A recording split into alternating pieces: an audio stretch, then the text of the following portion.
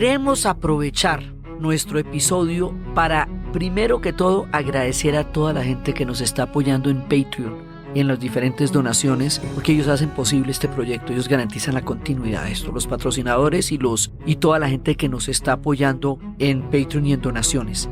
Queremos agradecer a todas las personas que nos escriben en redes sociales, que están permanentemente pendientes, que nos comentan, que nos cuentan. Queremos agradecer a la comunidad que está con nosotros, que nos apoya y que nos hace uno de los podcasts más reconocidos en este momento. A toda esta gente tan bacana, que nos está botando tan buena onda, que nos está impulsando a seguir adelante y a seguirles contando historias. Muchas gracias.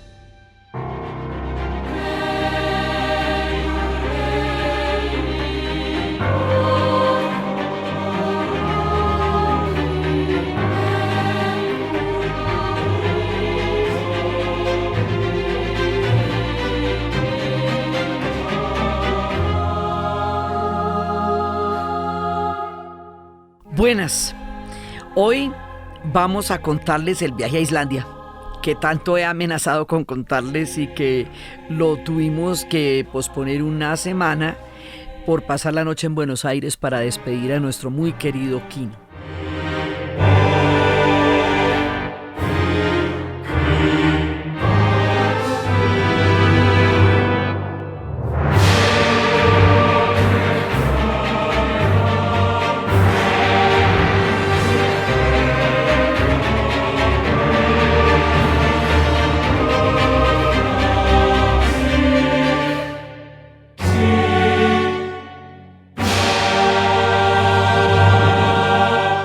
Habíamos quedado en el avión, habíamos quedado en el vuelo de Helsinki a Reykjavik, que eran las 3 de la tarde, que llegamos 3 horas después, y cuando llegué seguían siendo las 3 de la tarde, 3 horas después. Entonces ahí fue cuando ya me empecé a confundir con el tiempo y era que me estaba devolviendo.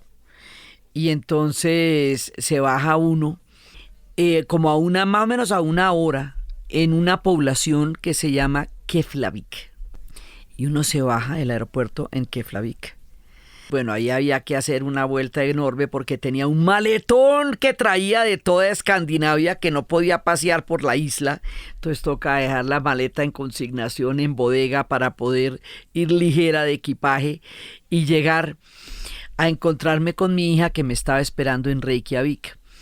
Y resulta que de Keflavik a Reykjavik, que es como lo que les digo, más o menos entre 1 hora y 40 minutos, uno siente que llegó a la luna, uno empieza a mirar por la ventana y dice ¿dónde estoy?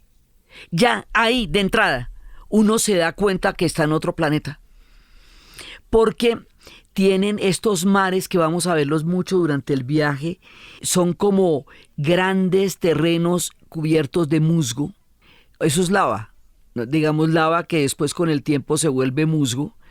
Pero eso genera unos paisajes nunca vistos. Uno no ha visto eso, es una cosa muy particular lo que genera esto. Entonces ya uno mirando por la ventana, uno dice, ¿dónde llegué? No hay gente, no, uno no ve gente. Ellos son 300.000, entonces pues están repartidos, la mayoría en Reykjavik, pero uno no los va a ver al principio. Entonces ve estos paisajes completamente, digamos, sin gente, pero llenos de unas formaciones de lava y de musgo y de un paisaje que es desconocido para uno. Entonces después descubriríamos que la mayor cantidad de películas de ciencia ficción se filman allá porque allá están todos los paisajes de todos los planetas. Allá puede quedar la Luna como Marte, como Plutón, igualmente, según la imaginación de los cineastas, porque Islandia da para todo. Entonces después de eso voy a llegar a Reykjavik. Ya cuando estoy en Reykjavik me encuentro con mi hija y vamos a recorrer la ciudad. Ya en este momento el viaje pasa a ser un viaje personal. El viaje de proyecto terminó en Helsinki. Y cuando estábamos en Helsinki, habíamos salido un momentico de Escandinavia habiendo descrito que los finlandeses vienen de otra parte y tienen otro origen. Aquí damos una vuelta larga y terminamos otra vez en Escandinavia, porque esto es Escandinavia también de pura cepa y raíz. Entonces nos vamos a encontrar con esta ciudad Reykjavik y nos vamos a encontrar con una iglesia que tiene una forma completamente particular, como una especie de, ¿qué les digo yo? Eso es una mezcla como de un cono gigante, que podría ser, es una forma muy particular, pero esa iglesia se ve desde todas partes. Hoy por hoy es una iglesia protestante, pero es una iglesia que ha tenido muchas diferentes formas, y empieza uno a caminar por esta ciudad hermosa, pintoresca, pequeña, y nos vamos para una exposición y nos vamos a conocer la historia, pues, de la ciudad y del país. Y la exposición tiene unos cuadros que son rarísimos, unos paisajes en unos colores muy extraños, con unas texturas rarísimas que uno no se imagina de dónde son. Parecería que las personas que pintaron esos paisajes estaban muy solladas. Sí, uno dice, bueno, ¿y esta gente como en qué estaría pensando cuando hizo esos paisajes? ¿Y cómo les parece que cuando uno empieza a entrar en la Islandia interior se da cuenta que son puros los paisajes que están allá? O sea, que no se están inventando nada, que simple y llanamente así es de rara Islandia. ¿Sí? Entonces, esos paisajes de estos colores y todo eso los vamos a ver allá y nos van a dar una idea ya completamente diferente. Hay una tremenda otredad en Islandia, porque Islandia no se parece a nada, aunque tenga las influencias de los pueblos vikingos. Allá llega por primera vez, llega y mire lo que siempre les digo de la arqueología. Nosotros estamos contando con un asentamiento vikingo desde el año 900, pero hace poquitico, en junio, se descubrió uno aún más antiguo. Entonces, siempre que estamos dando datos acerca de la existencia de lo que hace que un pueblo está, y esos datos son arqueológicos, son completamente provisionales, porque siempre se pueden encontrar datos que hagan mucho más antiguo al conocimiento de este pueblo. Lo curioso es que los islandeses no tienen prehistoria. Y no tienen prehistoria porque esta isla era tan remota y tan, digamos, y tan inhóspita, que a nadie se le ocurría habitarla. Entonces no pasa como cuando uno va a Dinamarca, que Dinamarca hace 14.000 años ya tiene asentamientos y hay huesos y todo eso. No, aquí no. Aquí es desde el siglo X que tenemos noticia de los primeros asentamientos, y este que les digo que apareció en el 800, que estaba debajo de una zona comunal, apareció uno debajo. Por eso ahorita, en el momento del viaje, todavía no habíamos descubierto este nuevo asentamiento, por eso les digo que todo aquí es siempre provisional. Entonces nos vamos a encontrar con esta naturaleza. Lo primero que uno ve es una estructura urbana nórdica, que las casas son completamente nórdicas, con ese mar que la está rodeando, y uno va viendo el concepto de pueblo que esta gente tiene. Entonces, en el museo vamos a ver estos paisajes musgosos de colores que parecían completamente originales e inéditos, y resulta que no, es paisajismo normal. La gente sale y pinta lo que ve, y lo que ve es eso. Y lo que ve es extraordinario, porque así es de extraordinaria Islandia. Entonces vimos las primeras exposiciones de la historia de Islandia, y ahí es cuando nos damos cuenta que ellos estuvieron bajo dominaciones tremendas. La primera vez va a llegar un vikingo allá, y ahí está la leyenda. Además, ellos tienen sus museos con sus sagas, y está la leyenda de que llegó el primer poblador vikingo y vio los 3 cuervos, y los cuervos le anunciaron, porque se fue, siempre que los vikingos salían, pero en este caso más porque iba solo, siempre ellos se van y no tienen ni idea qué va a pasar. No tienen ni idea si van a encontrar tierra. Así les pasó cuando se fueron a buscar Inglaterra, no sabían si existía Inglaterra. O sea, cada vez que ellos abandonaban las costas de Escandinavia, ellos no tenían ninguna seguridad de llegar a ninguna parte.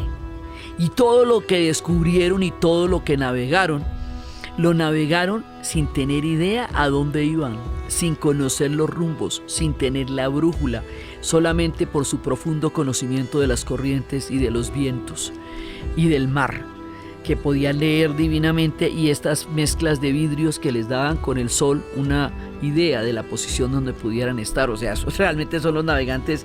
Y uno para llegar hasta Canadá así, porque primero llegan a Islandia. Esos que llegan a Islandia son noruegos, son de la cepa noruega, y de ahí van a llegar a Islandia. Y entonces cuando llegan a Islandia, pues ese capítulo de la serie de Vikings donde le atribuyen al personaje de Floki, este primer habitante que llegó directamente a Islandia solo y que la habitó por primera vez, es un capítulo muy bien logrado, porque en realidad, como ellos lo cuentan, fue así. Pues puede que no sea Floki el personaje protagonista de la serie, pues la idea sí es esa, eso fue lo que pasó. Y llega allá y él pensó que había llegado a Asgard, la morada de los dioses, por la abundancia tan impresionante de la naturaleza en Islandia, porque la naturaleza en Islandia es desbordante. Entonces, nosotros en principio vamos a mirar las sagas, vamos a mirar las historias. ¿Por qué son tan importantes las sagas? Porque las sagas son islandesas, fundamentalmente.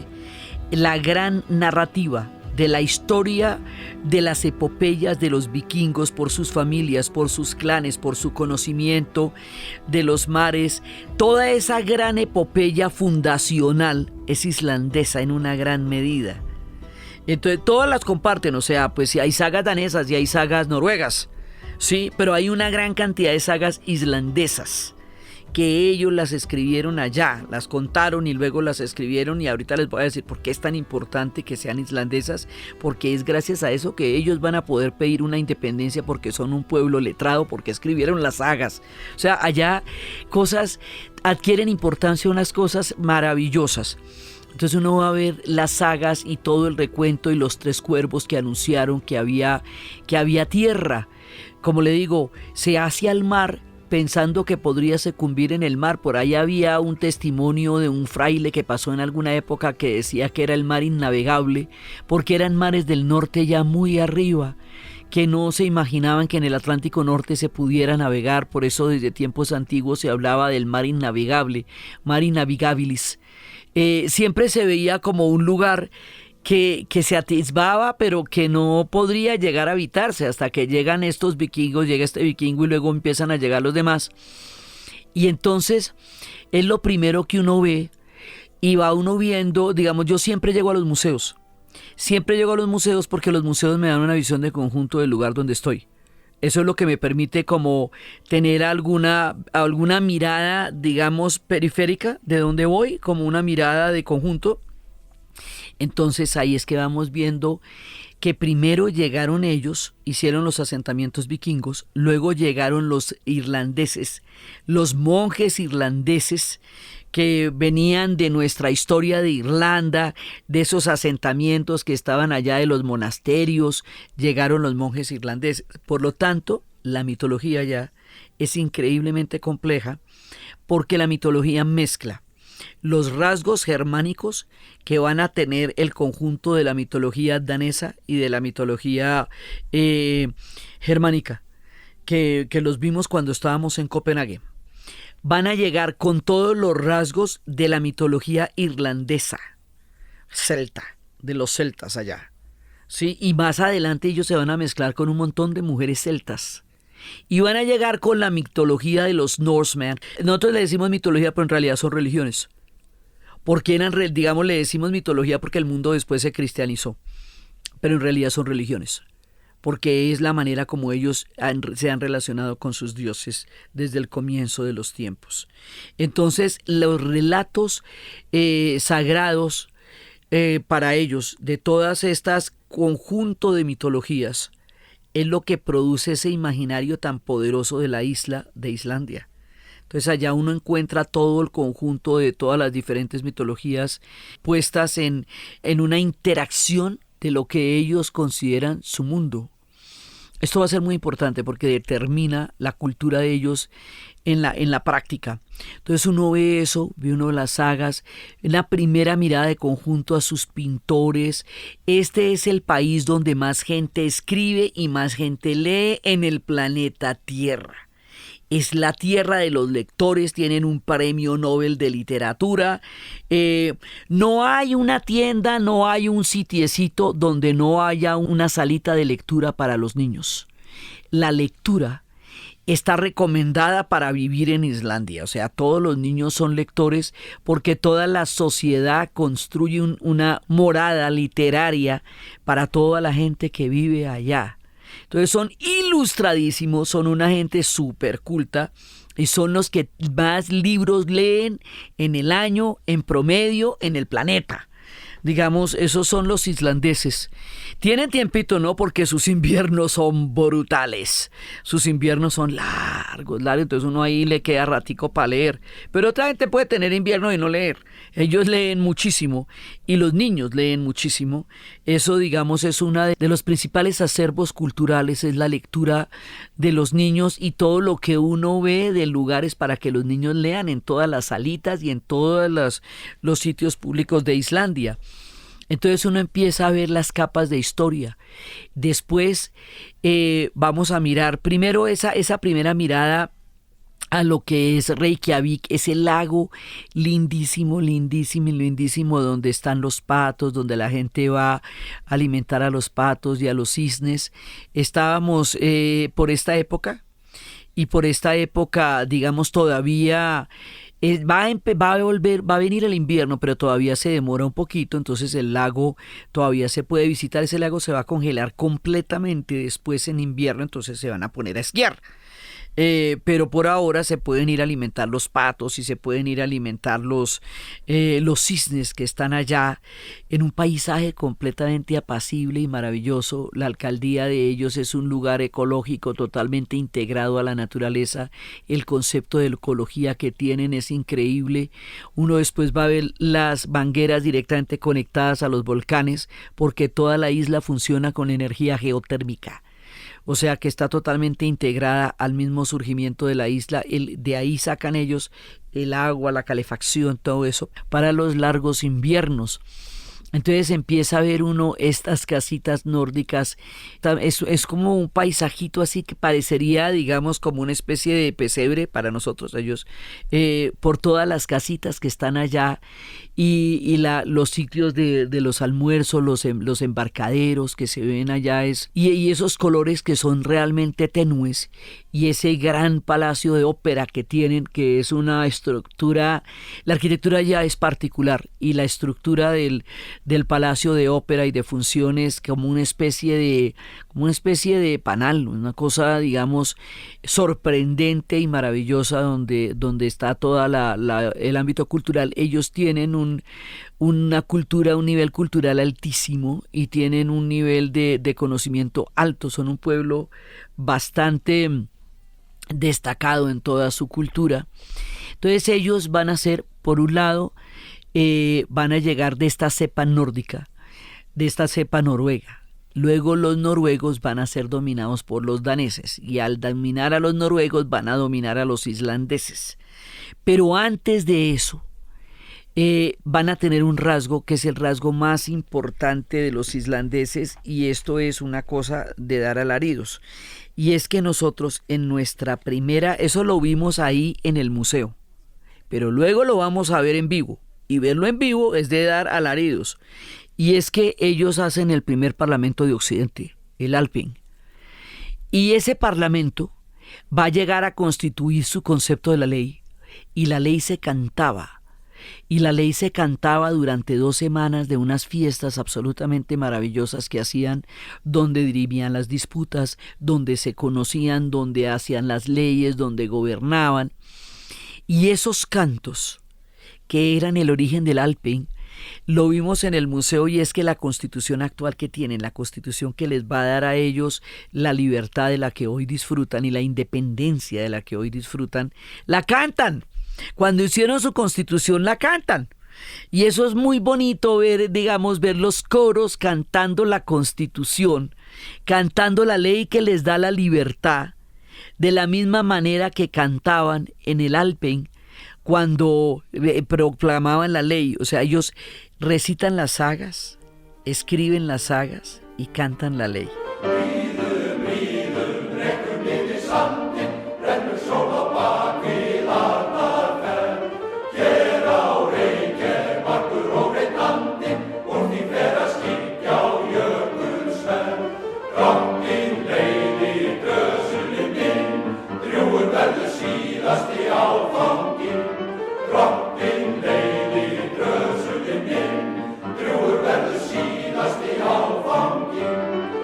O sea, es una gente con un sentido poético de lo más bonito.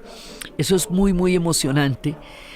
Y entonces uno ve, por ejemplo, otra cosa de las que vimos en el museo, es que de pronto vimos un lugar tratado con mucho cuidado, ¿no? Como un lugar con unos vidrios así muy gruesos y una luz especial y unas fotos de los años 70 en los cuales se veía una manifestación. Resulta que en los años 70 los estudiantes empezaron a hacer manifestaciones para que los daneses les devolvieran las sagas que ellos habían escrito. Y los daneses separaron las sagas danesas de las sagas islandesas y les devolvieron las sagas, y ahí están las originales, las escritas por ellos. Sobre unas escaparates de cristal uno puede ver originalmente cómo eran las sagas, cómo eran las Edas, y eso es una cosa absolutamente emocionante. Es un concepto de propia valía, una nación que ha aprendido a amarse desde la más profunda dificultad, y tal vez eso es una de las cosas más encantadoras, junto con su exuberante e inimaginable naturaleza que tienen los islandeses. Entonces veíamos estos atisbos nomás en la ciudad de Reykjavik. Ellos tuvieron la peste, la gripe española llegó allá también, y en la Primera Guerra Mundial ellos tuvieron que mandar tropas, les tocaron todas las historias. Los daneses los tuvieron bajo su dominación mucho tiempo, y la dominación danesa fue dura y fue brutal, y ellos van incubando un espíritu independiente del que habla su premio Nobel, la gente independiente que van a hacer valer hasta lograr la independencia del país, que va a ser un largo camino. Porque ellos siempre van a estar buscando esa independencia de un pueblo que en principio se hace independiente, porque es que ellos van a llegar allá tratando de huir de las dinastías noruegas para crear su propia y libre isla, y luego esa isla va a ser tomada por los noruegos en un momento de problemas sociales. Los noruegos la van a dominar un poco de tiempo y luego la van a dominar los daneses. Entonces se tienen que zafar de los noruegos primero y de los daneses después para poder ser islandeses, pero ellos tienen una muy clara identidad, y las sagas son el argumento con el cual hicieron valer su independencia, porque dicen: nosotros tenemos derecho a la independencia porque somos un pueblo letrado desde el origen de nuestra cultura. Entonces, lo primero es ver la ciudad de Reykjavik, a la que volveremos al final del viaje, porque yo regreso a Reykjavik ya para tomar el vuelo a Frankfurt y empezar el viaje hasta Colombia. Entonces damos la primera mirada y es una ciudad altamente cultural y es una ciudad muy bonita. Ahí empezamos, y tiene fuentes termales en los parques donde uno se puede quitar los zapatos y meter los pies y sentarse a meter los pies en las aguas termales, porque digamos, así como hay fuentecitas, ¿no? Entonces hay una de esas fuentes y uno se quita los zapatos y mete los pies en las fuentecitas ahí y se calienta un poquito. Reykjavik además significa, cuando ellos la vieron, era la ciudad humeante, la bahía humeante, porque se veía desde afuera la bahía. Entonces esto se va viendo desde ahí, y esos paisajes además con esas pinturas, con esas casas, y empiezan a mirar estas bahías, porque van saliendo las fumarolas. Entonces uno, después de esta ciudad, nos vamos a encontrar con nuestro compañero de viaje. Nuestro compañero de viaje, que va a ser Emanuel, es una persona que ya ha alquilado el carro, y de ahí para adelante empieza nuestra travesía juntos. Vamos los tres: mi hija, este compañero de viaje que resultó un extraordinario viajero, y los tres nos montamos en el carro al que vamos a bautizar Freya para que nos acompañe en la aventura de recorrer estos caminos de Islandia. Y al otro día salimos y entonces hay un primer circuito que se llama el Círculo Dorado. Y en ese primer circuito uno va a un punto que ya desde aquí empieza el alucine. Es que resulta que hay una hendidura, haga de cuenta como una gran cicatriz de la tierra. Esa hendidura son el encuentro de las dos placas tectónicas, la placa de América con la placa de Europa. Uno oye hablar mucho de las placas tectónicas, pero nunca las ve. Siente que está sobre ella, tiembla cuando se mueven o se rascan la una contra la otra, pero nunca las ve. Aquí se ve así, todo como una cicatriz de la tierra, una especie de abismo, como de acantilado. No es tan hondo, uno lo puede caminar, pero uno siente que está caminando sobre una de las costuras de la tierra. Esa sensación es impresionante. Y ahí, en el lugar de la placa tectónica, es donde queda el Alþingi, y ahí es donde funcionaba el Parlamento. Alþingi es el nombre que le vamos a dar al Parlamento, es el primer Parlamento de Occidente. Es el primer Parlamento de Occidente porque acuérdense ustedes que la democracia griega era una democracia directa, donde cada uno votaba en Atenas. Esto es un parlamento como van a ser los parlamentos en el futuro. Allá es donde se toman las grandes decisiones y hay una roca en particular donde se hacía la legislación y donde se concebía todo el concepto de la ley. Entonces, ahí está, además está profusamente ilustrado y profusamente documentado que era el Alþingi porque es el origen político de Islandia y es muy avanzado para la época en que se hizo, porque data de 900 y pico. Entonces resulta que ese parlamento eran unas fiestas en donde durante 2 semanas se hacían comidas, se hacían bailes, se hacían cantos, se dictaba la ley, se hacía justicia, se dirimían conflictos. Era una manera de entenderse comunitariamente por consenso a partir del Parlamento, y estamos hablando del año 1000.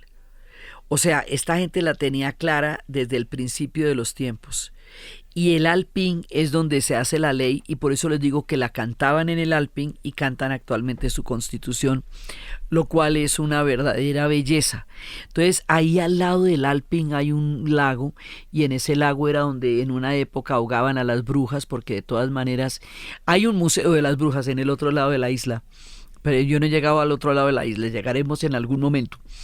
Entonces ahí se van encontrando los relatos míticos, los relatos históricos y la geografía, trenzando una manera muy particular de organizar el mundo de los islandeses. Entonces, en ese primer viaje, en ese primer día, uno ve el Alþingi y ya con eso uno queda inspiradísimo de lo que son los pueblos que han construido sociedades por consensos. Y no significa que ellos no hayan tenido muchísimas adversidades, han tenido muchas adversidades, pero han sabido sobreponerse a ellas con un sentido profundo de su propia valía y han construido un sentido de propia valía que han necesitado para ser independientes y para ser hoy quienes son. Entonces, después vamos a ir a otro lugar. Ustedes habrán escuchado la palabra geyser.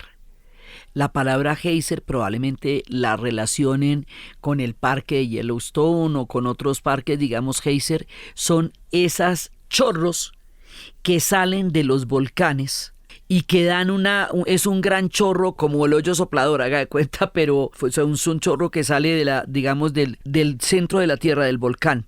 Esa palabra geyser es de origen islandés, la palabra es en islandés, porque allá fue donde los empezaron a ver, pero no, digamos, las cosas son tan cercanas en la geografía de Islandia que uno, ahí en la carretera se baja y a 2 metros está el geyser y sube, semejante cosa tan impresionante y uno la ve, o sea, todos los elementos de la naturaleza uno los ve ahí, porque la isla está toda metida dentro de un gran entorno natural. Ellos saben que ellos no dominan esa isla. Ellos saben que ellos están subordinados a la naturaleza. Ellos tienen una relación con la naturaleza desde el más profundo respeto, porque esa naturaleza se ha hecho respetar muchas veces ante ellos. Esa es una isla volcánica. Ya veremos qué significa que eso sea una isla volcánica y de qué manera lo es. Entonces vemos el geyser y vamos andando por la carretera y vamos viendo los mares de musgo que les contaba que se veían desde Keflavik, que es la manera como la lava se asienta y va formando diferentes capas a medida, pero esto es una formación viva porque permanentemente está ocurriendo, y luego cuando se enfría deja esos mares de musgo que son además acolchonaditos. Uno camina por ahí y eso es acolchonadito, lo más de bonito. Y entonces unas carreteras muy bonitas y uno va andando por estos paisajes en donde, claro, en otro planeta, el Reykjavik, habíamos visto en uno de los centros culturales como todas las películas de ciencia ficción, desde la Guerra de las Galaxias, muchas escenas de Juego de Tronos, de Game of Thrones y de lo que ustedes quieran, se ha filmado allá porque sus paisajes son recónditos y únicos. Entonces por eso es que cualquier cosa, cualquier planeta que ustedes se imaginen puede quedar en Islandia, y cualquier película de ciencia ficción, la más extraña, se puede filmar en Islandia porque ella es bastante extraña. Entonces vamos haciendo este recorrido y de pronto nos vamos a encontrar con un museo. Eso es al segundo día. Y ese museo es el Museo de los Volcanes. Y cuando nos encontramos con el Museo de los Volcanes, ahí en ese momento nos vamos a dar cuenta dónde estamos. Y eso es alucinante. Resulta que, así como ustedes ven en los icebergs, que se ve una puntica de hielo, pero que en realidad debajo hay una gran cantidad de hielo que no es visible porque está debajo de la superficie del mar. Aquí pasa algo parecido, pero con los volcanes. Es como si uno estuviera en un cono profundo en el mar, cuya superficie apenas se ve sobre un cono de fuego, que es el volcán que permanentemente se está regenerando y la tierra va saliendo permanentemente. Estamos como sobre un tapete de isla que queda sobre un iceberg de fuego.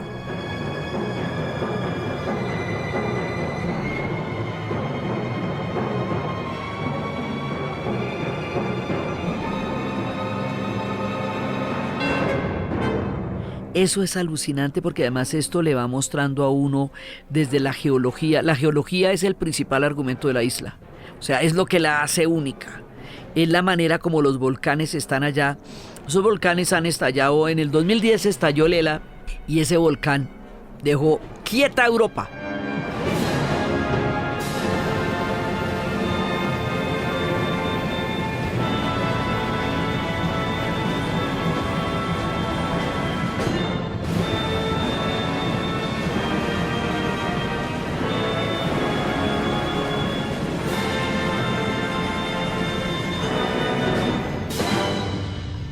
Quieta. O sea, no sé si ustedes se acuerdan, pero toda Europa se cubrió de ceniza volcánica y no pudieron aterrizar los aviones ni despegar los aviones durante como 2 semanas porque simplemente se alborotó el volcán de Islandia. Ellos saben eso.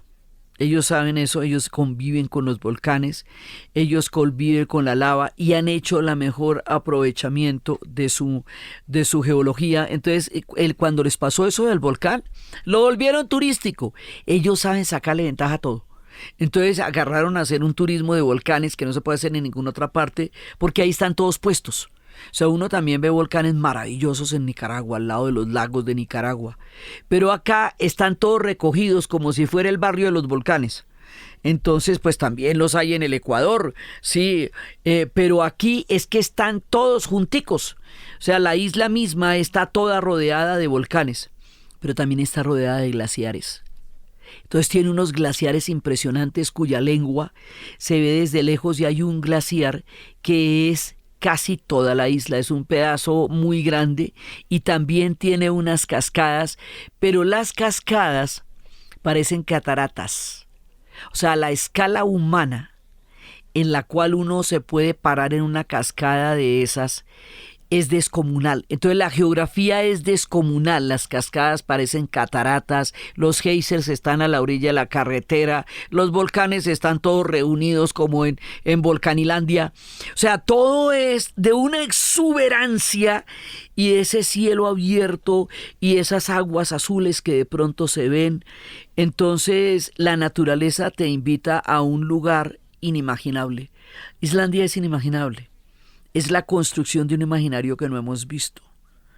Y eso es parte de lo que la hace tan maravillosa, remota, lejana, al lado de Groenlandia, en la parte ya muy, muy nórdica de una península que de resto era nórdica, que era Escandinavia, pero esto es mucho más arriba de Escandinavia y sin embargo ya se está devolviendo uno en el planeta.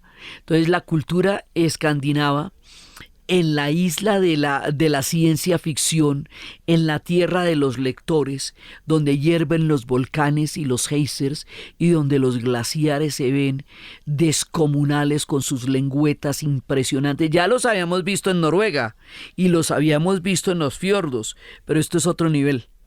O sea, esto es otro nivel. Arriba va a haber fiordos también. Y va a haber ballenas orcas arriba, allá donde quede cerquita ya el círculo polar ártico, a la parte de arriba de la isla. Entonces resulta que ahí uno ve el conjunto de la maravilla de la naturaleza. Semejante naturaleza le ha dado a los islandeses una visión del universo que es única. Entonces imagínense ustedes que allá existe, digamos, la mayoría de las personas de la isla creen en los elfos. Bueno, ya habíamos visto cuando estábamos en la historia de los vikingos que hay elfos de luz, ¿no? Y hay elfos oscuros. Los elfos están debajo de la tierra. Y los elfos pertenecen también al conjunto de los seres escondidos, the hidden people, lo llaman the hidden people. Y en los tiempos más duros, que fueron largos en la historia de Islandia, en los tiempos más duros decían que la gente desaparecía porque se la llevaban los elfos, o pasaba una cosa, cuando una persona, un niño, entre el momento en que el niño nace y el momento en que el niño lo van a bautizar, ahí es peligroso que uno de los seres ocultos que están debajo de la tierra se apodere del alma del niño. O sea, un hidden people, una persona escondida, se apodere del alma del niño, y por eso es que hay personas tan absolutamente diferentes al núcleo familiar donde nacieron. Dice, pero ¿y este dónde salió que no se parece a nadie? Pues es que una de esas personas ocultas se apoderó de su carácter y por eso es tan distinto al núcleo familiar. Entonces, ahora, ¿de dónde sale el cristianismo? De los monjes celtas.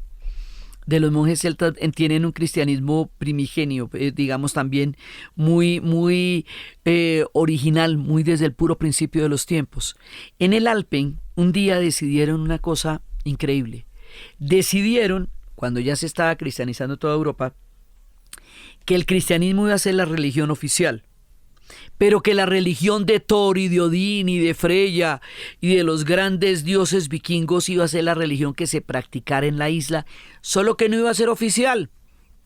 Lo que quiere decir que la religión vikinga existió en Islandia durante 1500 años, mucho más de lo que existió en Escandinavia, porque cuando ellos se cristianizaron, ya, o sea, después de que se cristianizaron los noruegos, los daneses y todos ellos, y después de que tuvimos este proceso con los normandos que estábamos describiendo en la historia de los vikingos, 500 años más perduró la religión de los nórdicos en Islandia. O sea que la huella que hay de Thor y de Freya y de Odín es muy grande. El idioma que hablan los islandeses es el más parecido al vikingo original, lo que hace que las sagas se puedan leer hoy día como fueron escritas en los años 900, porque el idioma no ha cambiado tanto así. Es impresionante, es tal cual como los vikingos hablaban. Entonces, las otras lenguas nórdicas vienen de allá, pero han tenido diferentes modificaciones. La islandesa no, es la más próxima al lenguaje vikingo original, y por eso es toda la importancia de las sagas. Entonces, uno va viendo ese sentido de identidad, y el tema con los elfos es que los elfos para ellos existen. Yo me traje un libro que se llamaba La gente oculta, y aquí hay una teoría. Esa es la teoría. La teoría del hombre que hace este libro dice que ellos que hay gente que cree literalmente en los elfos. Él considera, y esta es su hipótesis, él considera que como la vida era tan dura en Islandia, y fue tan dura durante el dominio danés, entonces, y era tan dura en términos geográficos, digamos, si había una niebla, pues se perdía la gente, ya no podía, no aparecía, que cuando los adolescentes no aparecían, pues más duro que pensar que se cayeran a un acantilado y se los hubiera tragado el mar o la niebla, era mejor pensar que los seres luminosos, elfos de la luz, se los habían llevado a ese mundo subterráneo y luminoso donde viven, que era una manera de poder sobrellevar la dureza extrema de las circunstancias geográficas de la isla y de las circunstancias políticas de tiempos muy duros que tuvieron. Pero dice, en todo caso, crea uno o no en los elfos, son absolutamente importantes en la cultura islandesa, y si uno no lo entiende, no entiende a los islandeses. Allá están los elfos de luz y los elfos oscuros, y no hay carreteras donde pasan los elfos. Entonces un periodista le preguntaba, ¿cómo así que ustedes no van a hacer una carretera porque por ahí hay elfos? Dice, venga, le explico, donde hay puntos de relato no se pasan las carreteras. Es decir, ellos respetan el punto narrativo de la isla como una composición orgánica de su cultura. Yo no sé cómo se puedan meter esto en la cabeza, pero es así. Donde hay un relato de los elfos no pasan las carreteras porque es un punto de relato. ¿Sí? Entonces la relación que ellos tienen con las antiguas religiones nórdicas es una relación viva y actual. Su idioma es el mismo, sus sagas están ahí y les dan identidad. Entonces ellos tienen una simbiosis con el mundo mágico de los elfos. A mí me acordó, por extrañísimas circunstancias, a una región de Colombia que se llaman los Llanos Orientales, porque en los Llanos Orientales hay un universo mágico que es real. Allá existen las bolas de fuego, allá existen los aparecidos, una gran cantidad de historias del llano son reales cuando uno está en el llano. Y el llano es tan grande, tan vasto, tan inmenso, tan indómito, y sus ríos son tan descomunales y sus historias son tan poderosas, que quien vive en el llano sabe que eso es así. Que uno lo entienda o no lo entienda desde la ciudad, eso no es problema de los llaneros, pero cuando usted está en el llano, la tierra llanera es así. Y la tierra llanera es ardiente y es enorme. Pero esto aquí en el hielo, en un país súper desarrollado, con un nivel de vida de los más altos del planeta, con un nivel de educación altísimo, con un nivel de lectura altísimo, es igual de mágico que en el llano. Porque así como en el llano uno sabe que existen las bolas de fuego, aquí uno sabe que existen los elfos y que están debajo de las hendiduras de los volcanes y que ahí están, y es que ahí donde viven. Y diga, a ver. Entonces, uno dice, pues así es. O sea, hay una simbiosis, y eso pasa con todos los escandinavos, porque lo que les contaba esto de que hay gnomos, que les dejan alimento a los gnomos en Suecia, cuando llegan en casitas y todo, por si llegan los gnomos, pues que tengan que comer, o ahí pasen hambre los gnomos. Pues aquí esta gente tiene una simbiosis con lo mágico que es profunda, un sentido de la naturaleza orgánico. Ellos se saben y se sienten parte de la naturaleza. Esto es muy importante porque lo que nosotros tenemos que hacer ahora, en esta época del planeta, ante el calentamiento global y ante todas las amenazas que tenemos como especie, es crear un nuevo trato con la naturaleza. Es entendernos de otra manera con la naturaleza y aprender a escucharla y aprender a sentirnos parte de ella y entendernos como algo que la naturaleza misma creó y no como un otro, un ajeno a la naturaleza que la puede transformar a su gusto y explotar ilimitadamente, porque ya estamos viendo que ese modelo se está agotando. El modelo de la revolución industrial se está agotando como un modelo que permita la sostenibilidad y la supervivencia de los seres humanos en el planeta Tierra. Eso lo tienen claro los islandeses. Y lo tienen claro los islandeses porque han vivido en una isla tan compleja geológicamente que ellos sí saben que son parte de la naturaleza y que la naturaleza es la que gobierna la isla, y que ellos lo más inteligente que pueden hacer es entender eso y asimilarse a la naturaleza, porque igual ellos no mandan en la isla manda en la isla y ella manda en los islandeses.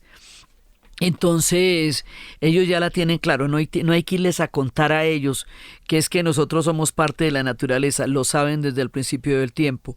Y la simbiosis que tienen con los elfos es una manera de entender el espíritu sagrado que mora en esas grandes acantilados, en esas enormes cascadas, que le digo, uno queda hecho una pulguita al lado de una cascada, que no la podemos ni llamar cascada, porque su tamaño es descomunal, pero son muchas a lo largo de la isla. Todo es descomunal. Hay una historia de una mujer que cuando iban a hacer una hidroeléctrica, en esa cascada gigantesca, ella dijo que ella se iba a arrojar a la cascada y se iba a matar si llegaban a hacer la hidroeléctrica, porque eso le quitaría toda la magia, la vida a esa isla y a esa cascada, y la consideran la primera ecologista del planeta. Una de las primeras grandes ecologistas es ella de la isla. Ellos, como la isla es tan reciente, entonces ellos tienen los nombres de los primeros escritores, de la primera ecologista, del primero que se inventó algo, porque la isla es reciente. Entonces su historia se maneja cotidianamente porque tienen los rastros de todo lo que ha pasado y de todo lo que han sido, y los escritores son sus héroes, y el tema literario allá es un tema de gran importancia. Entonces, aquí vamos a contarles de un libro que se llama La pintora del hielo, de Kristín María, vamos a tratar de pronunciarlo, Baldursdóttir. Y es una historia de una mujer que tiene 6 hijos, que queda viuda, que quiere llevar a educarlos en el norte de la isla, y el solo viaje de ella desde el sur al norte de la isla es una odisea a comienzos del siglo XX, para llegar allá, para que sus hijos se puedan educar y tengan un futuro. Y entre los que se van a educar hay una mujer que se va a convertir en pintora, y esto nos describe la vida cotidiana, los quehaceres. Por ejemplo, cuentan que cuando llegan los arenques, los hombres pescan los arenques y las mujeres son las que los pelan. Y esa peladura es tan terrible que hay 2 días de descanso para que sanen las heridas en las manos de las mujeres cuando están pelando los arenques, porque a pesar de que tengan guantes y a pesar de todo, las manos se les cuartean con lo que va a ser la pelada de los arenques, lo que significaba el miedo del frío, la importancia de la lana, porque el miedo a que usted realmente pueda morir en un invierno, porque los inviernos son tan terribles que usted, si no tenía lana para el invierno, usted podía morir realmente, podía morir en el invierno. Las condiciones eran demasiado graves, siguen siendo demasiado, o sea, es extremo. De todas maneras, esto es extremo, y uno ve esos gatos con unos abarigotes y uno dice, esto debe ser muy frío, desde que los gatos necesitan un pelote de esos grueso para andar por ahí por las calles. Uno lo ve en los animales. Y lo ve también, hay un pájaro que es el pájaro nacional, que solamente se consigue allá, un pájaro muy hermoso, que es con un pico anaranjado, redondita la cabeza, que es particular de Islandia. Entonces, en este libro le cuentan a uno la vida cotidiana. Es muy bello porque es como una mujer se va a hacer pintora en un contexto donde las mujeres no tenían esos derechos, y cómo todo era referido a ir a Copenhague, porque Copenhague era la metrópoli, Islandia era dependiente de Copenhague, hasta ahora se estaba empezando a independizar. Y es una manera de entender día a día cómo llegaban las fiebres, cómo llegaban las pestes, cómo eran cómo era todo los pastizales, el ganado. Ellos duermen con los animales.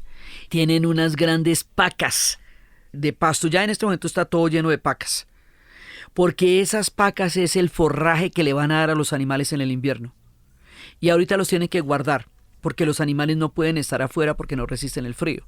El ganado no puede estar afuera, ni las ovejitas ni nadie, porque el frío ahorita se los lleva. Entonces, estos animales que les dan la lana para poderse resguardar del frío, las lanas y los suéteres allá son hermosísimos, son los animales que ellos tienen que alimentar en compensación por lo que los animales hacen por ellos. Durante el invierno los van a cuidar, como los animales los cuidan el resto del año, dándoles la comida y dándoles el abrigo para poder sobrevivir en las tierras donde viven. Entonces el trato que tienen con los animales también es muy bello. Hay una cosa que no entendí, no sé por qué, y es un poco extraño y bizarro a la vista. Hay animales disecados en las vitrinas, no sé por qué. pero muchos animales disecados, o sea, los vimos. No entiendo eso, pero es parte de las cosas que vi.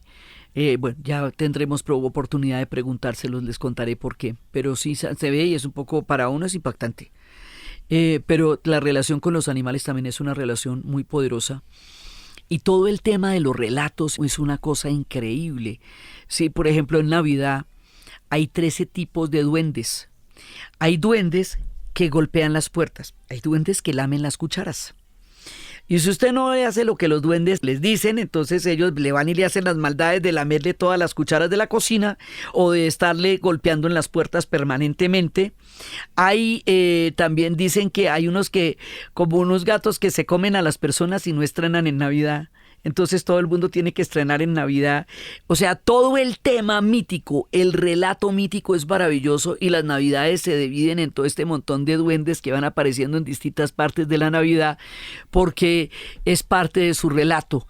Todo el tema de los relatos, el tema de la magia, el tema de los elfos está presente en toda la isla y eso también lo habíamos visto con las hadas y los duendes en Irlanda.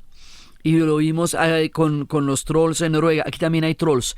Hay un par de piedras, de rocas gigantes que se ven en una playa de basalto negro, que fue donde filmaron las escenas de Game of Thrones, las que tienen que ver con Merisalde. Muchas de las escenas de Merisalde, la bruja de Game of Thrones, y Lord Davon están allá. Y eso es absolutamente increíble y hay un par de rocas gigantescas y este par de rocas gigantescas son trolls que se quedaron dormidos y los cogió la luz y ahí los dejó. Entonces ahí están los trolls. Entonces, toda la manera como ellos se refieren a esto, todo este mito increíble, toda esta magia maravillosa de la isla, con esa geografía, esta isla de basalto tiene una especie como de tubos, haga de cuenta como el órgano de Sibelius que vimos en el monumento del parque cuando estábamos en Helsinki. Pero son naturales, negras, columnas de basalto negro. Y dentro de la columna de basalto negro también estuvieron los dragones de Game of Thrones. Muchísimo se filmó allá, pues porque esto es una cosa increíble de paisaje, lo que va a pasar en ese lugar. Entonces, un día, cuando estábamos en Selfoss, estábamos en un hostal. Y estábamos inquietas, ya sabíamos que la posibilidad era alta. Estaba haciendo mucho frío y mi hija estaba muy inquieta y salía hasta que dijo, ahí está. Y salimos a este patiecito, digamos como a un patiecito que tenía en la afuera, un porche, el hostal donde nos estábamos quedando. Y la vimos encima de nosotros. Una de las experiencias más impresionantes que uno pueda tener en la vida. Una aurora boreal.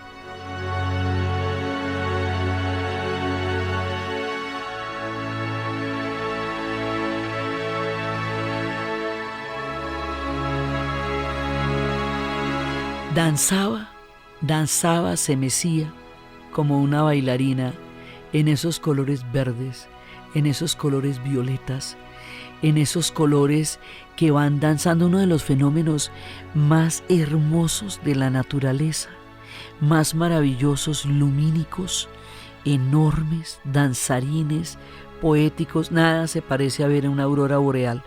Nada se parece a eso porque pues uno no tiene esa experiencia referida ni comparada con nada. Entonces uno no puede decir como cuando qué.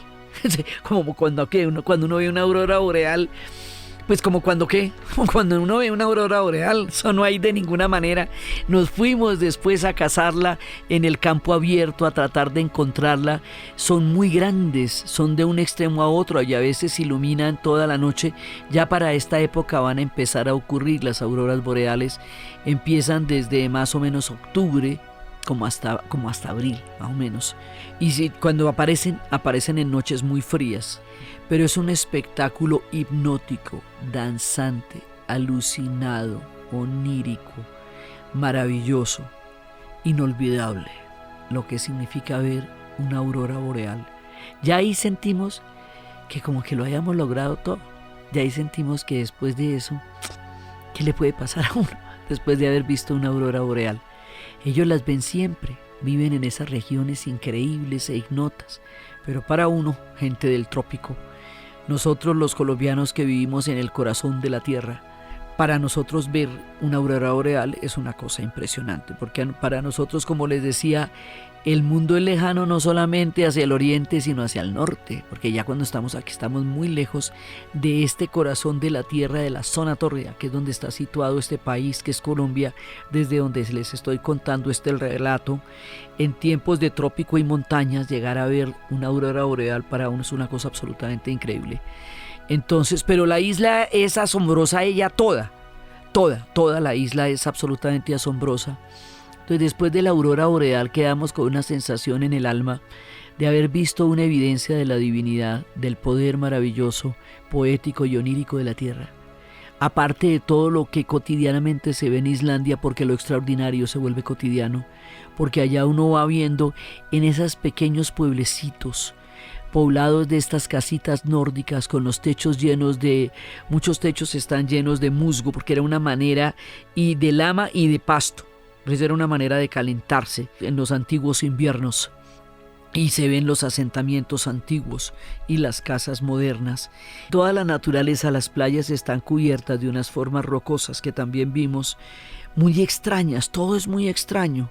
Todo parecen unas esculturas hechas por unos creadores impresionantes de lo que puede llegar a ser el canto de la naturaleza. Todo es extraordinario, todo es maravilloso. Y eso que no vimos sino un pedacito que es la parte sur de la isla. Dicen que eso después se va a volver mucho más misterioso, más extraño, más raro y más diverso a medida que uno le va dando la vuelta a la isla, porque es muy distinta en el norte que en el sur, y en el norte ya es cuando se ven las orcas y cuando se ven otras formas y se ven como una especie de mano, que es donde están los fiordos, pero todas las formas de ella son extrañas y son distintas y son poéticas y son bellas, y esta gente está entretejida entre la magia, los elfos, la naturaleza, su propia historia, su propia independencia. Después del largo dominio de los daneses y después de todos los problemas que tuvieron con los daneses, en 1918 lograron que los daneses les dieran la autonomía sobre la base del Alping, que se había restaurado en 1845, y finalmente hicieron valer su derecho político a partir de 1918 como autonomía y como independencia total a partir de 1943, cuando Dinamarca es invadida por los nazis. Y entonces en ese momento la gente del Alping le manda una carta a los daneses y les dicen que se van a independizar de ellos porque no pueden estar de ninguna manera adheridos a esa nueva circunstancia. Los daneses, el rey de Dinamarca los felicita y les dice que sí, que los entiende y que no le puede pedir que se queden en esas circunstancias, y entonces se vuelven independientes, así, ¿ve? O sea, como de esa manera tan absolutamente impresionante como ellos resuelven sus cosas.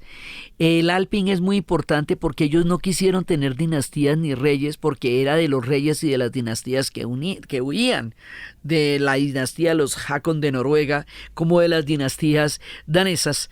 Entonces por eso ellos son un pueblo independiente, y eso es lo que su premio Nobel entiende y lo tiene perfectamente claro. Entonces este pueblo independiente va a hacer valer su ley.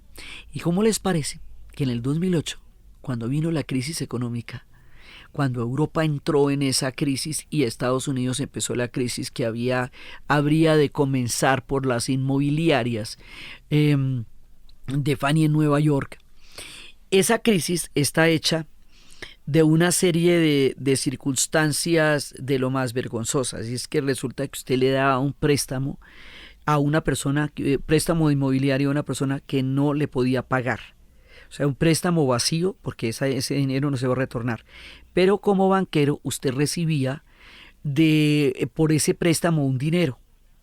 Ese préstamo es uno, y si usted le hace a varias personas ese préstamo va a recibir un paquetico. Ese paquetico son los bonos basura. O sea, son bonos que no tienen contenido y se van a intercambiar por otros. Esto lo explican en una película que se llama La Gran Apuesta. Resulta que después de esos bonos se van a intercambiar unos con otros y van a generar una crisis de vacío bancario que es hecha de la sinvergüenzura. Porque usted está entregando préstamos que usted sabe que no le van a pagar.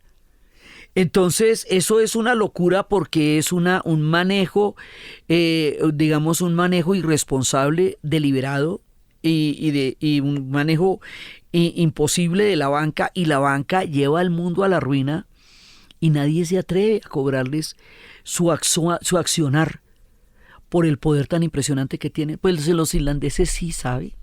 Los irlandeses le dijeron a los banqueros: señores banqueros, nosotros les dimos a ustedes la responsabilidad de manejar la economía del país y ustedes no fueron responsables con su tarea. Mire cómo quedamos de arruinados. Nosotros, que tenemos una de las economías más rentables del planeta, hicieron mal su trabajo, señores banqueros. Entonces vamos a judicializarlos y a que ustedes paguen la responsabilidad por haber hecho mal su trabajo. Vamos a crear un nuevo partido político que se llame el Mejor Partido, que era una parodia de la política porque decía que ellos prometían cualquier cosa porque no estaban en la obligación de cumplirlo, porque la naturaleza de la política era así. Y ganan. Cuando ganan el Mejor Partido, judicializan a los banqueros. Como eso se había vuelto, como allá había una cantidad de capitales de Europa en esos bancos. Entonces ellos pactaron con los europeos. Ellos están en la OTAN, no en la Unión Europea, están en la OTAN. Pactaron con los europeos formas de pago graduales de la deuda que puedan adquirir por la presencia de sus capitales en la banca islandesa, y se dedicaron a financiar la sociedad. Refinanciaron la vivienda, refinanciaron la educación, refinanciaron la salud, refinanciaron el nivel de vida de los islandeses en lugar de refinanciar a los bancos. Esto es muy importante porque los griegos, al tratar de refinanciar a través de las imposiciones de la Troika durante la crisis, se arruinaron como sociedad porque las medidas de ajuste se hacían sobre los salarios de la gente, sobre las pensiones de la gente, sobre el sistema de salud. Esas medidas de ajuste se hacían sobre el bienestar físico del pueblo griego, y se vieron en una crisis absolutamente terrible, que desmoralizó en un grado sumo a la sociedad, de la cual todo Occidente dice provenir, y cuando le llegaron las malas, la despreciaron profundamente. Entonces, refinanciar y refinanciar la banca no le soluciona el problema a la sociedad, porque la sociedad, al refinanciar la banca, deja de comer ella. O sea, eso va contra la mesa, contra el plato en la mesa, contra la matrícula en el colegio. Entonces ellos dijeron: no, nosotros no nos vamos a meter en todo ese enredo, vamos a refinanciar la sociedad. Y al decidir refinanciar la sociedad, un año después, habían recuperado los niveles de vida que tenían antes de la crisis. Salieron adelante, pagaron sus compromisos de una manera que no fuera en contra de la vida común y corriente de los islandeses. Pusieron el bienestar de la sociedad por encima de los intereses de la banca. Responsabilizaron a quienes habían hecho estos manejos de haber hecho su tarea con desdén y no con la responsabilidad con que la sociedad había creado en ellos y creído en ellos, y salieron adelante y tienen unos niveles de vida tremendos. Es cara ella, ¿no? Cara. Pero tienen unos niveles de vida muy buenos, y ellos hicieron una jugada muy diferente con su propia sociedad. A eso se le conoce como la Revolución Islandesa. No se habla mucho de ello, bueno, porque las oficinas de prensa no quedan en Reykjavik. Normalmente pueden quedar mucho más en la banca que en Reykjavik. Pero eso lo hicieron los islandeses y salieron de esa y salieron bien.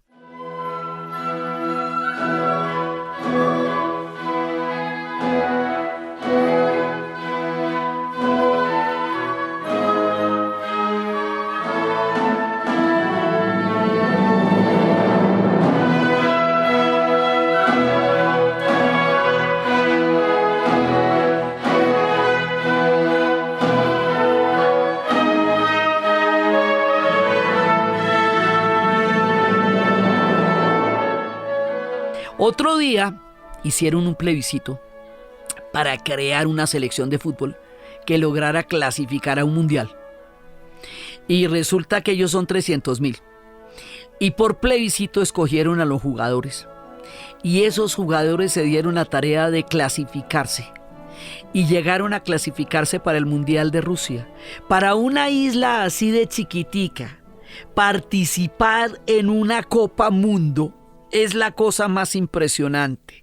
Si para nosotros una clasificación al Mundial es un asunto tan importante como nación para nosotros, imagínense para los pequeños islandeses que van a llegar a tener su primera clasificación. No les importaba qué fueran a hacer allá, ni siquiera si podían pasar a los octavos de final.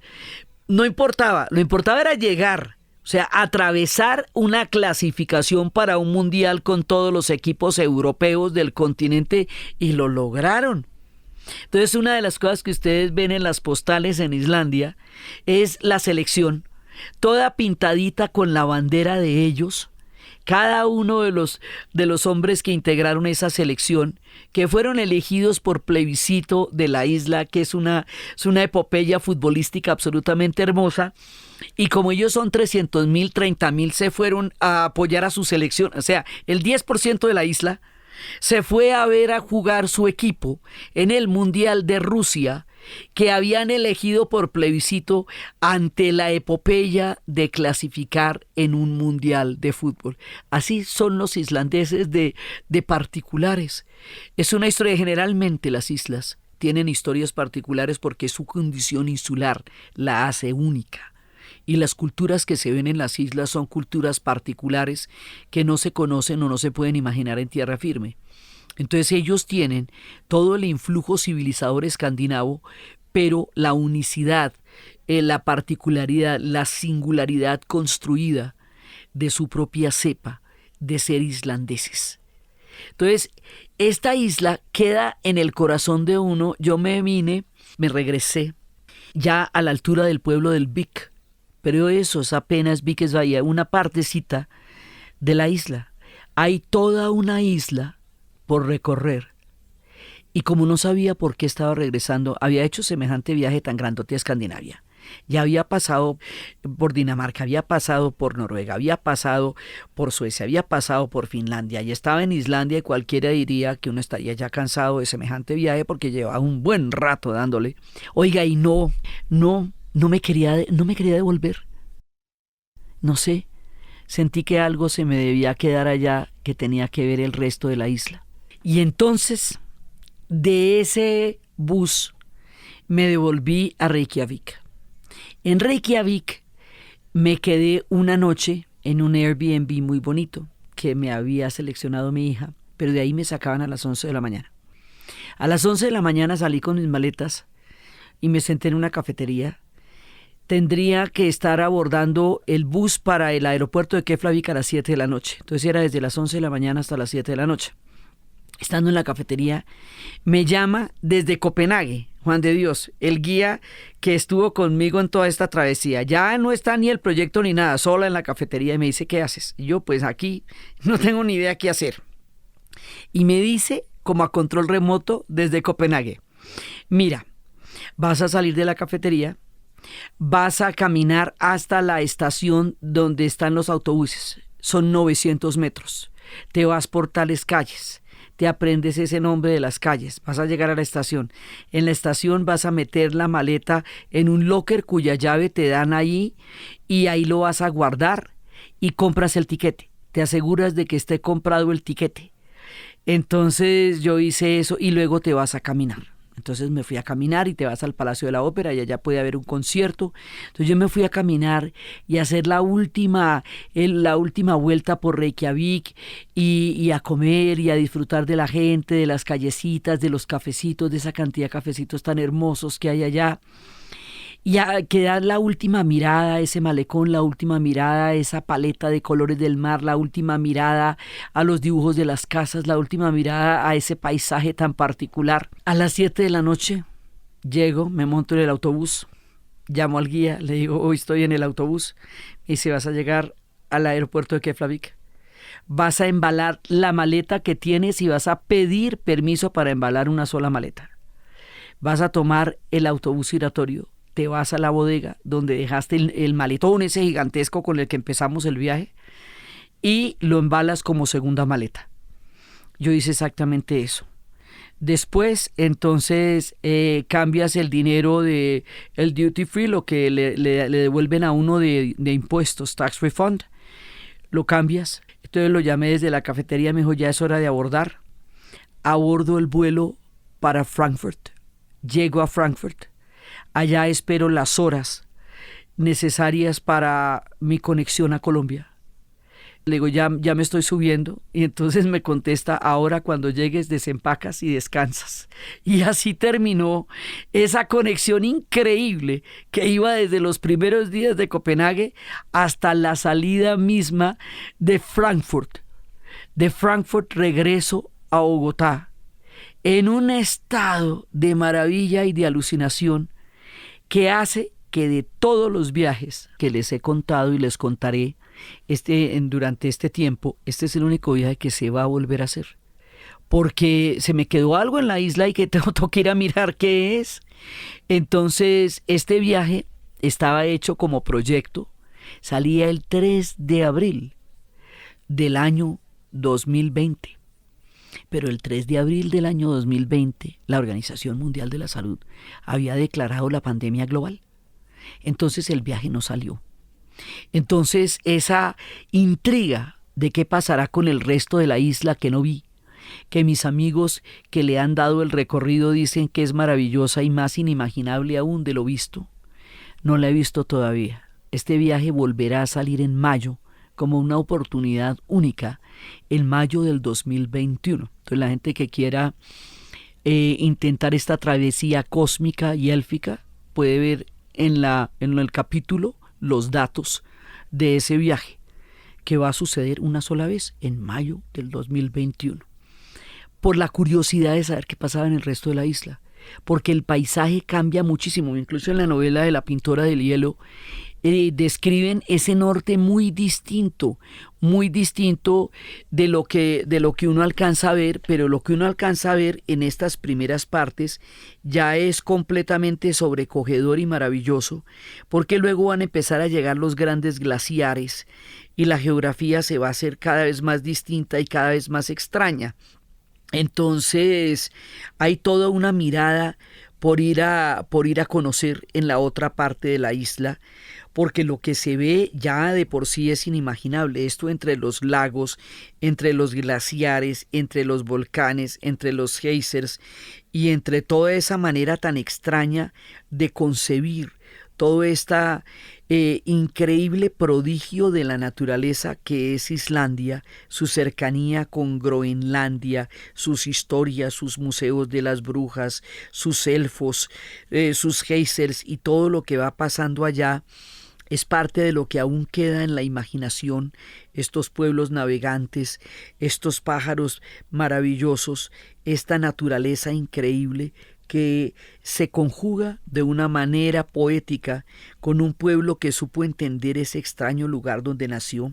Akureyri, dicen, es uno de los lugares que hay que ir a mirar en el norte, y desde allá fue donde partieron para Groenlandia y luego para Canadá. Desde allá en esas aguas, la esencia del mundo vikingo se ve allá. Allá conseguí las runas, que las había estado esperando todo el viaje. Allá, en el Museo de los Asentamientos, se me aparecieron por primera vez las runas que vinieron conmigo y me enseñaron a entender algunas de las extrañas formas puntuales de adivinación que tienen los nórdicos. Porque las runas son puntuales. Usted pregunta una cosa y le contestan exactamente eso, como un Twitter. O sea, es una cosa que no es casi que no tiene ningún tipo de diletancia, sino le preguntan exactamente. Entonces me vine trayendo las runas que me aparecieron allá y que me acompañan cuando hay que hacerle preguntas a la vida y se las hace uno a las runas. Y después conseguí un tarot nórdico que es el que tiene Yggdrasil como el punto de partida para interpretar todo el universo, porque el mundo de ellos es un mundo conformado por runas. Es el mundo de Yggdrasil, es el mundo de Asgard, es el mundo de Midgard, es el mundo de los vikingos. La esencia del pueblo vikingo, su lengua y sus sedas se encuentran en Islandia, y ahí, en ese mundo vikingo, donde creyeron haber encontrado a la morada de los dioses, entre los volcanes y los geysers, entre las grandes y gigantescas cascadas que parecen cataratas, termina nuestro viaje a Escandinavia. y termina en el extraño corazón de Escandinavia, que queda fuera de toda la península, pero que concentra toda su cultura con la independencia de un pueblo que fundó el primer parlamento de Occidente. Ahí termina nuestro viaje por el mundo escandinavo, por el mundo vikingo, por los pueblos de las bahías, por la gente que domina las corrientes, por los pueblos que entienden la importancia de los sistemas benefactores, de los estados benefactores, de la educación, de la lectura, de los derechos, de las sociedades que han encontrado acuerdos para hacer más viable la vida entre los humanos. Y eso los une a todos, porque también lo vamos a encontrar en Islandia, allí donde la lectura hace parte de la vida y donde los niños aparecen entre las letras y donde la gente escribe y lee en los inviernos y los gatos tienen esos enormes abrigos y las orcas están al norte y los cisnes al sur. En esta tierra mágica terminamos nuestro viaje a Escandinavia. Entonces, desde la gran saga de los vikingos, desde Eric el Rojo, desde Leif el Afortunado, desde la iglesia, desde los tiempos de la Reforma que terminarían con la época vikinga, desde los elfos de la luz, desde la gente oculta, desde los geysers, desde los volcanes, desde las revoluciones sociales, desde las historias de la revolución de los bancos, desde las grandes erupciones, desde la tierra de los elfos, desde las mujeres pintoras de hielo, desde este lugar absolutamente increíble y desde la magia danzante y poética de las auroras boreales y la experiencia descomunal de haber recorrido durante todos estos episodios el mundo de los vikingos y las sociedades que han creado hoy en Escandinavia y esta última isla que queda en el lugar de la poesía, de las auroras, de la lectura y del misterio y de la ciencia ficción en su increíble paisaje, en la narración de Ana Uribe. Y para ustedes, feliz día, cualquiera que ese día sea.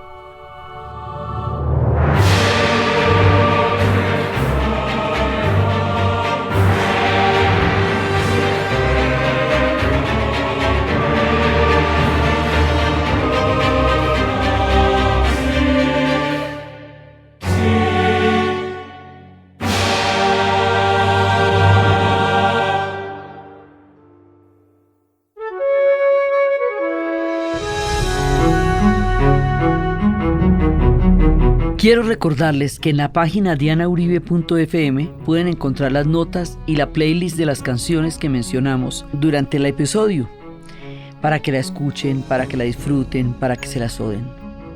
Este podcast fue posible gracias al equipo de la Casa de la Historia: Diana Suárez, Milena Beltrán, Daniel Moreno Franco.